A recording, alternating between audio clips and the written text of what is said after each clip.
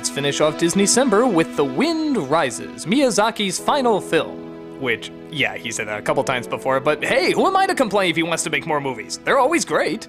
As far as I know, this is the first time he's actually taken on a true story. The film centers around the life of a designer who created the Japanese World War II fighting planes.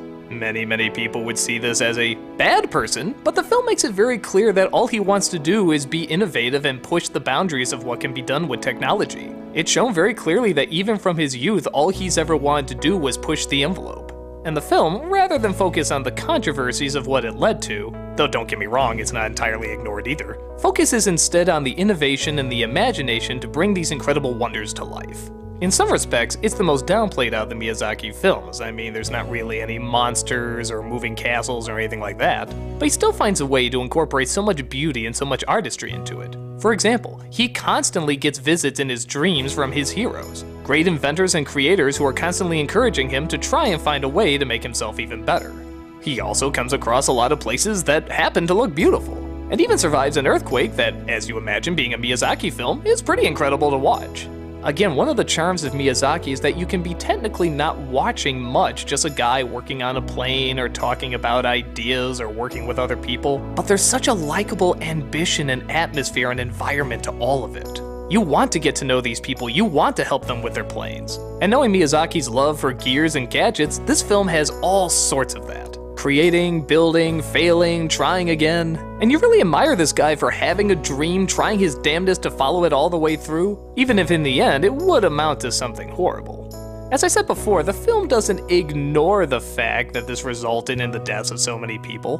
There's definitely people dropping hints about the Nazi party and what he's getting involved in, and all the way through it, he doesn't know what to do, he just wants to create, he wants to be the inventor. I suppose a lot of people could look at him as a bad person for this, but it's also kind of like Einstein. Here's a guy who created the atomic bomb, one of the greatest destroyers of human life, yet we still see him as a genius. And there's definitely people that don't like him too because of that. But there's no denying that there's still a brilliant mind at work that used a lot of creativity, imagination, and determination to do what they thought was going to be a great thing. And I think that's the best thing to admire about this film, the ambition of the main character, the ambition of him trying to get his ideas done and trying to do what he loves to do. There's a wonderful final image where he's discussing with one of his masters what he's done and what he's created. It's a beautiful yet haunting landscape of a bunch of people dead and planes destroyed, yet it's in this beautiful green field of imagination and possibility. It's such a weird mix. But it's also the perfect bittersweet sum up to everything this guy was working for. The problems I have with the film are very minor. For example, the romance in the film, though I don't know the real story about it, seems a touch forced. He meets this woman by accident during an earthquake, and then years later they happen to stumble across each other again, and even without knowing each other very well, they decide to suddenly get married. It's almost something like out of a 40s Disney fairy tale. Again, I don't know if that was intentional or if it was a cultural thing, but it was definitely a little odd. It's not that they have no chemistry, but for a film we know is supposed to be based on real life, it's a touch distracting. I also start to notice things that I guess I never really picked up from Miyazaki before that are also a little weird. Like he never really does sweating or crying correctly. It always kind of looks like they have some sort of sickness. Plus, I know this guy is trying to be helpful and everything, but he scares the shit out of me. Something about those eyes, they just don't look right. It looks like some sort of weird demon. I don't know, couldn't they have fixed that up or something? But aside from that, this film is very obviously a romanticized version of true life events. Yeah, a lot of it technically happened, but it's pretty clear there was a lot of creative liberties. But never to a point where it's insulting.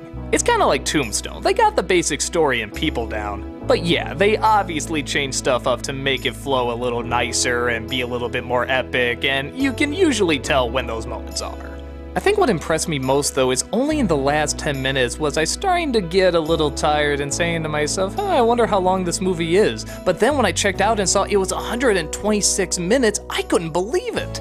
Only in the last few did I realize how long it was, and through the rest of it, I was just enjoying it so much. I can't believe a biography about a guy making planes had me so invested and so drawn in that I was actually willing to sit there for 126 minutes without even realizing I was sitting there for that long. If this did turn out to be Miyazaki's last film, it would definitely be a good one to go out on. It's very clear he has this incredible respect for someone that just wants to follow his dreams and do something incredible.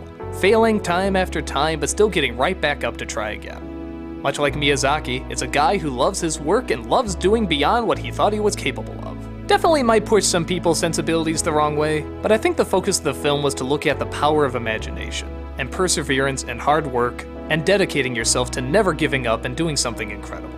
And I can say that's definitely what I've gotten out of the Studio Ghibli films. A world of imagination, entertainment, and so much hard work that went into it. So many of these films are classics in a lot of people's eyes, and they deserve to be classics in even more people's eyes. People this dedicated, hardworking, and are able to get their ideas to the big screen should be celebrated as much as possible. So thank you so much for joining me in this Disneycember. Like I said before, there are a couple popular demands I'll throw in January, but for the most part I want to say thanks to you guys for always making this such a fun experience to put these together, share my opinions, share yours as well, and keep talking about great artwork that comes from great people. Keep alive those great ideas, determination, artistry, and always allow great imagination to take flight.